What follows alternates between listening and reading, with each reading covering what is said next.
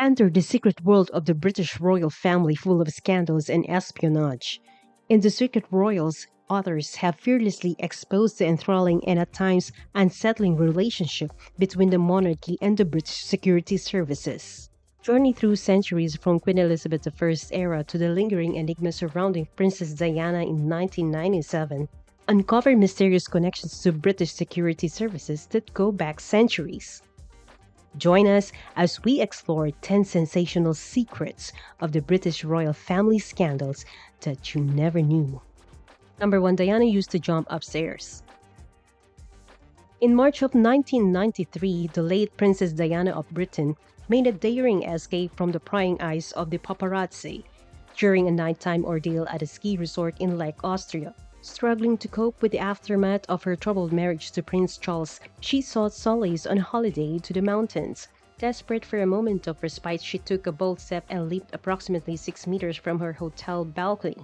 With her bodyguard Can by her side, she justified her impulsive action, emphasizing the thickness and softness of the snow below, reassuring herself that everything would be fine. As their marriage began to crumble, Charles and Diana found themselves engulfed in a veil of secrecy, going to great lengths to protect themselves even from their own security team. Diana, displaying remarkable skills akin to an intelligence agent, evaded her tale with ease, causing periodic panic among close friends of the royal family.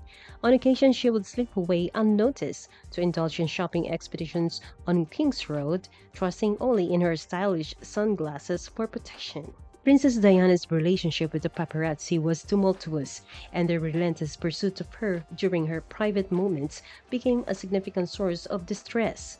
The incident in Lech stands as a poignant example of the lengths she went to in order to reclaim her personal space. Number 2. King Charles and Princess Diana once escaped death. In 1983, a chilling plot was hatched by the Irish Republican Army, or IRA, to assassinate then Prince Charles and Princess Diana during a Duran Duran concert at the Dominion Theatre in London. The sinister plan involved Sean O'Callaghan, who was instructed to plant a bomb at the venue. However, unbeknownst to the IRA, O'Callaghan was secretly working as an informant for the Irish police. Despite sharing the details of the plot with law enforcement, he found himself conflicted as he journeyed to London with $2,300, a fake driver's license, and intentions of procuring explosives. The situation took a tense turn when Scotland Yard became aware of the presence of the IRA's dangerous operative codenamed Jackal in the city. The revelation raised alarms, allowing O'Callaghan to retreat without arousing suspicion. The incident left Duran Duran's Roger Taylor deeply shaken, describing it as the scariest moments of his life. He recalled the gravity of the threat as the terrorists aimed not only to target Charles and Diana but also endangered everyone present at the concert.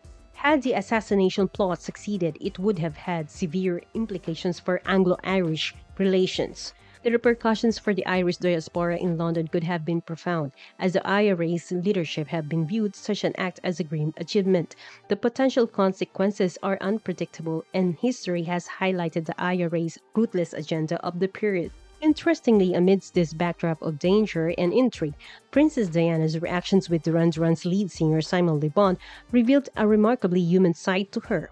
Le Bon described Diana as an ordinary person experiencing extraordinary circumstances, a sentiment that underscores the human element amidst the tumultuous events surrounding the royal family. Number 3. Queen Elizabeth's father doubts his daughter's love. Queen Elizabeth's father, King George VI, along with the senior royal courtiers, harbored significant reservations concerning Prince Philip, the charming and youthful naval officer who had captured his daughter's heart. Worried about Philip's suitability as a suitor for Princess Elizabeth, the king sought answers and enlisted the help of the special branch of Scotland Yard to compile a discreet dossier. This secret profile aimed to shed light on Philip's background, loyalty, and political affiliations. The report from the superintendent officers painted a mixed picture of Philip's character.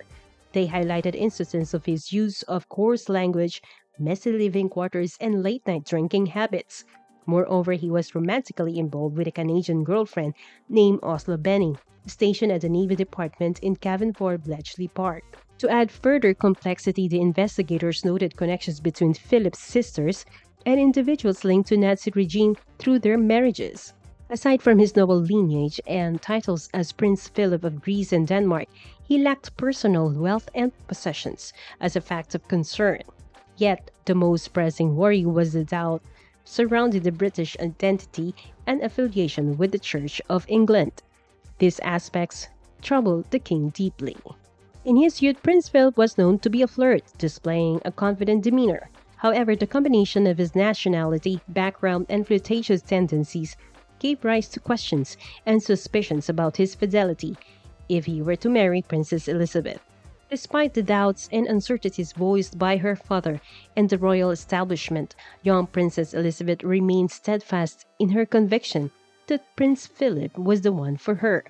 And so everything has been decided, and the rest, as it is said, is history. This historical episode surrounding the courtship of Queen Elizabeth and Prince Philip reflects the complexities and considerations that come with royal unions.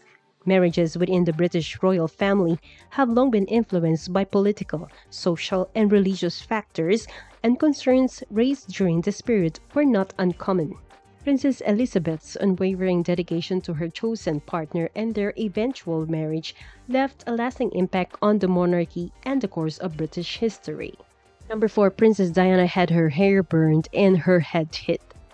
According to a former SAS soldier's account, Princess Diana had her startling encounter during a simulated kidnapping and rescue exercise.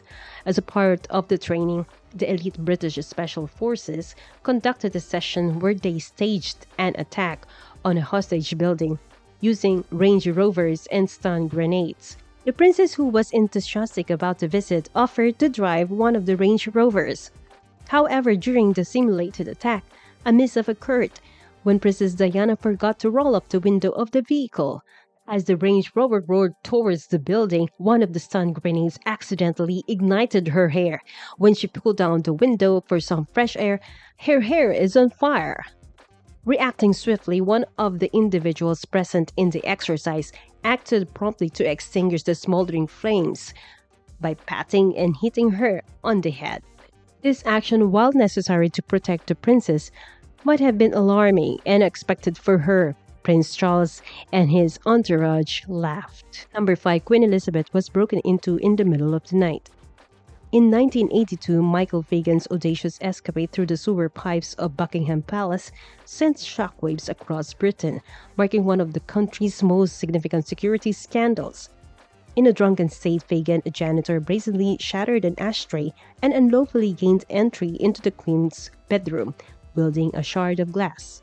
The daring intrusion occurred at 7:15 a.m., a moment that would go down in infamy.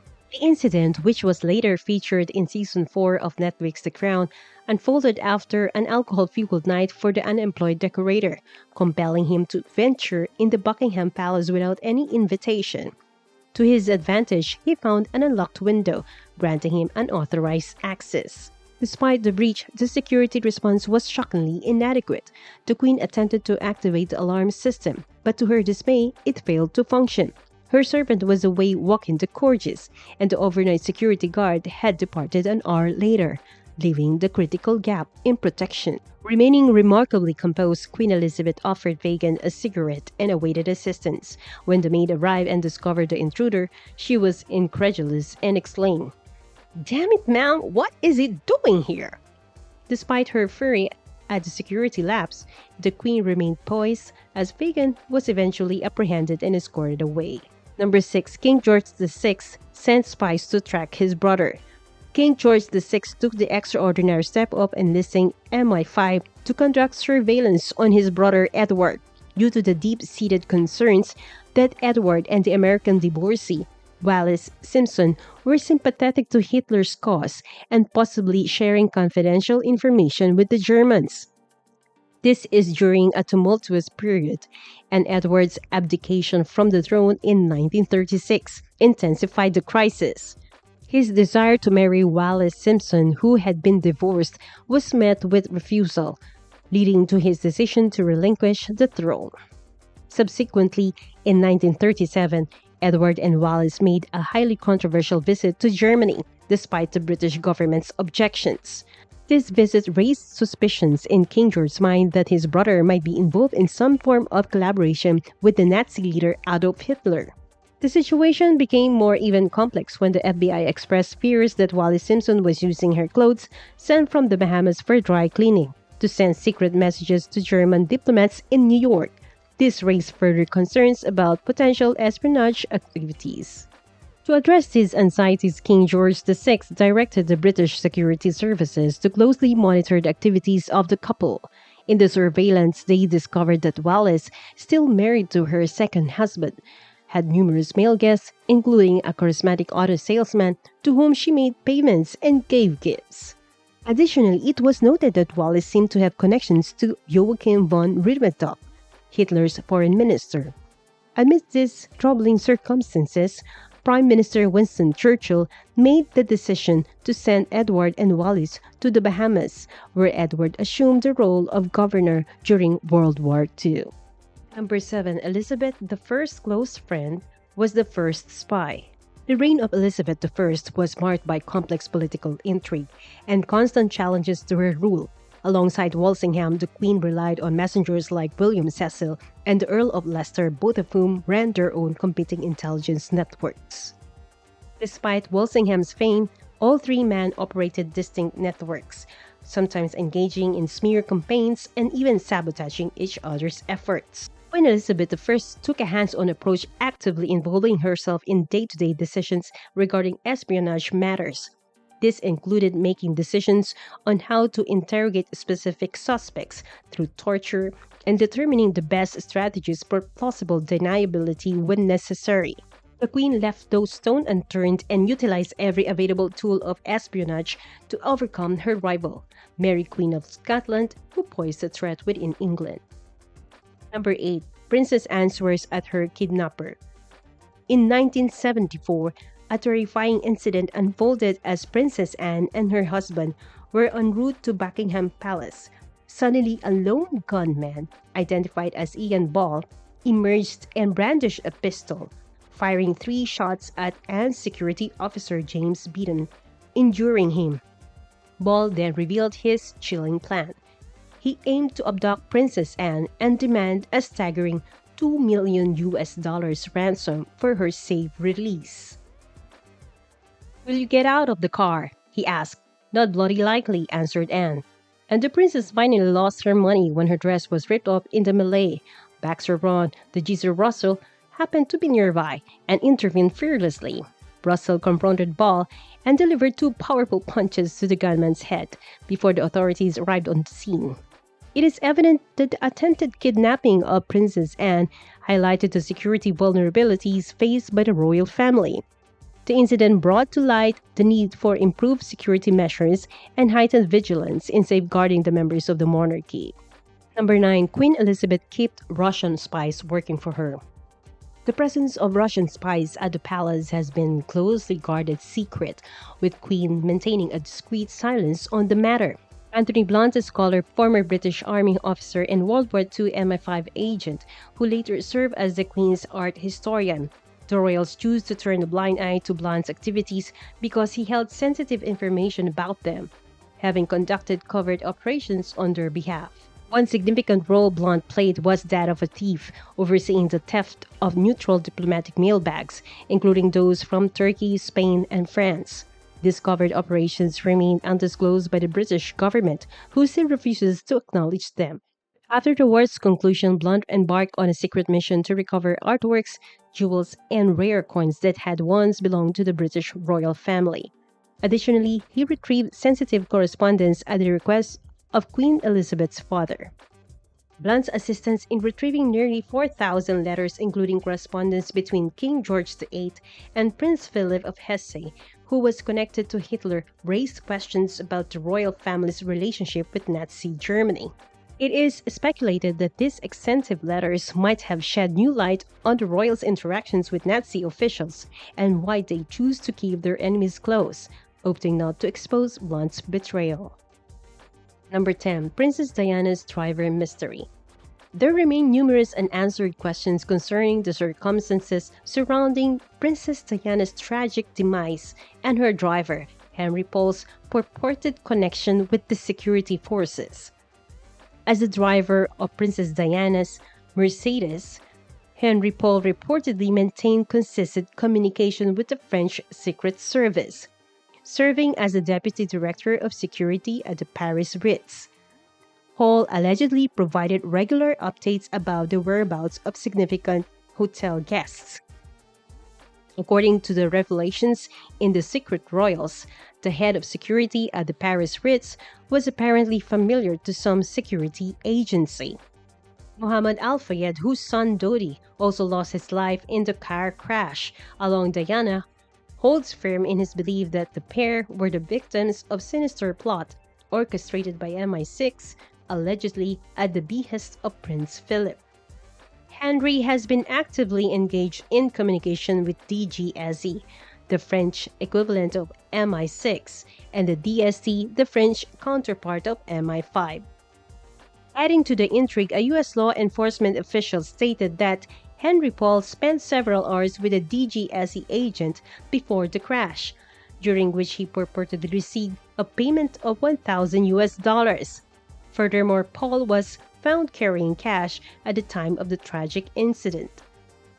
This hints at the possibility of secrecy arrangements relatively common in high-end hotels, where security teams are faced with managing guests who may possess weapons or require VIP-level assistance.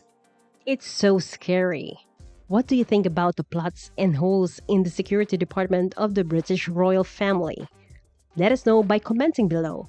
Like, share, and subscribe to stay up to date with the videos and content you like. Thanks for watching.